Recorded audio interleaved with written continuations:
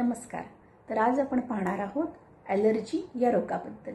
Allergy ही रोगप्रतिकार प्रणाली अतिसंवेदनशील होण्याची एक अवस्था आहे. ती एखाद्या पदार्थाला शरीराच्या रोगप्रतिकार शक्तीची एक प्रतिक्रिया असते, ज्यामध्ये बहुतांश लोकांना त्या पदार्थाने कोणतीही हानी होत नाही. निरोगी लोकांमध्ये रोगप्रतिकार प्रणाली एखाद्या जंतूविरुद्ध लढते. तथापि ॲलर्जी असलेल्या लोकांमध्ये रोगप्रतिकार प्रणाली एका जंतू नसलेल्या पदार्थालाही अतिप्रतिक्रिया देते. ज्या लोकांना ॲलर्जी असते ते सामान्यतः काही प्रकारच्या पदार्थांना संवेदनशील असतात. ॲलर्जी ही अंतर्गत प्रतिकार म्हणजे सेल्फ कॉन्फ्लिक्टची स्थिती आहे. तुमचा एक भाग स्वतःच्या खऱ्या रूपाशी पुन्हा जोडले जाण्यासाठी आसुसलेला असतो, तर दुसरा भाग हा असुरक्षितता आणि भावनिकता उघड्या पडण्याच्या भीतीने त्याला विरोध करत असतो. शरीर ॲलर्जी या प्रक्रियेद्वारा या अंतर्गत संघर्षाचे प्रतिकात्मक दर्शन घडवते, जे मुळात स्वतःच्या अस्तित्वाचा एक भाग नाकारण्याचे लक्षण आहे. ॲलर्जी म्हणजे स्वतःच्या नैसर्गिक स्वभावाला विरोध करणे आणि स्वतःपासून भावनिकरित्या दुरावणे याच्याशी असतो. जेव्हा एखादी व्यक्ती स्वतःच्या नैसर्गिक भावना आणि उपजित पैलूंना विरोध करते किंवा दाबते, त्यानंतर तुमच्या मनामध्ये एक संघर्ष सुरू होतो आणि मग स्वतःच्या नैसर्गिक स्वभावाचा स्वीकार की नकार यामध्ये संघर्ष होतो, म्हणजेच कॉन्फ्लिक्ट होतो. जेव्हा भावनिक स्तरावर तुम्ही स्वतःला स्वीकारत नाही आणि त्याचा प्रतिकार करता, तेव्हा ही रोगप्रतिकार शक्ती ही गोंधळलेली असते. ते स्वतःच्या भावनिक आणि नैसर्गिक स्वभावाचा स्वीकार आणि नकार यातील संघर्ष दर्शविते. तर प्रतिकात्मकरित्या ॲलर्जीचा संबंध हा स्वतःला नाकारणे म्हणजे सेल्फ रिजेक्शन यामध्ये मोडतो.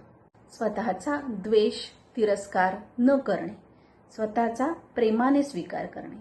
जसजसे तुम्ही स्वतःचा स्वीकार कराल तसतसा तुमच्यामधील भावनिक संघर्ष म्हणजेच कॉन्फ्लिक्ट कमी होत जाईल. अंतर्गत संतुलन प्रस्थापित होईल, म्हणजे इमोशनल बॅलन्स होईल आणि मग हळूहळू ॲलर्जीचा त्रास कमी होईल. धन्यवाद. जेव्हा तुम्हाला स्वतःच्या स्वभावातील काही पैलू अस्वस्थ करतात, उदाहरणार्थ तुम्ही खूप इमोशनल म्हणजेच भावनिक आहात, परंतु आजकालच्या जमान्यामध्ये किंवा कामाच्या ठिकाणी तुम्ही प्रॅक्टिकल असावं अशी अपेक्षा आहे, मग तुम्ही काय करता? तुम्ही स्वतःचा जो स्वभाव आहे भावनिकतेचा तो तुम्ही नकारता. तर हा नकार बऱ्याच वेळा जाणीवपूर्वक असतो असे नाही. अशा लोकांनी स्वतःला खालील प्रश्न विचारावेत. 1. माझ्या स्वभावातील कोणते पैलू स्वीकारणे मला कठीण जात आहे? 2. माझ्या शरीरातील कोणत्या भागाबद्दल मी असमाधानी आहे, जसे की माझा रंग, उंची? 3. मी काय केल्यामुळे माझ्या खऱ्या स्वभावाशी पुन्हा जोडला जाईल? सर्वप्रथम तर स्वतःचा पूर्णपणे स्वीकार करणे, तसेच तुमच्या शरीराचा देखील पूर्णपणे स्वीकार करणे आवश्यक आहे.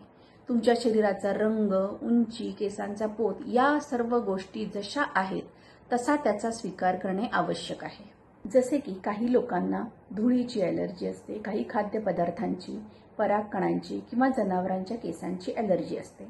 रोगप्रतिकार शक्ती ही स्वतःच्या आत काय असावे आणि काय नसावे यातील फरक ओळखण्याच्या क्षमतेचे प्रतिनिधित्व करते. तुम्हाला तुमच्या त्या स्वभाव गुणधर्माबद्दल सूक्ष्म असमाधान असते किंवा आपल्या या स्वभावामुळे आपण प्रेमास पात्र नाही किंवा स्वीकारले जात नाही अशी सुप्त भावना मनामध्ये असू शकते.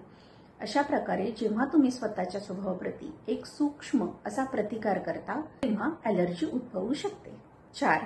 मी जर स्वतःचा स्वीकार केला तर माझ्या मनात कोणत्या भीती निर्माण होतात? 5. मी जर स्वतःचा पूर्ण स्वीकार केला तर माझ्या आयुष्यात काय बदल होईल?